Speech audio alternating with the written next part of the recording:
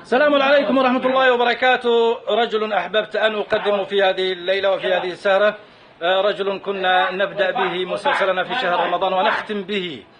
صاحب صوت جميل وصوت رائع، هو الأستاذ الذي كان يمتعنا بصوته الجميل في ختام حلقة همي همك، الأستاذ سليمان العراقي. شرفنا اليوم في منزلنا المتواضع. حبيب قلبي أستاذ سليمان، الجمهور ايش يسمعك؟ الهم يا ولي دعاني، همي همك همي همك همي همك كل ما عليت عني. اجتمع حالي بحالك، لا تشيل همك لحالك، حط في كتفي رحالك، انت مني من كياني. افرح افرح كل ما طابت امورك، واحزن قاست وتكدر شعورك. بحرنا والبر واحد، حالنا لضاق واحد، خلينا في هم واحد، لا تجزئ هم ثاني.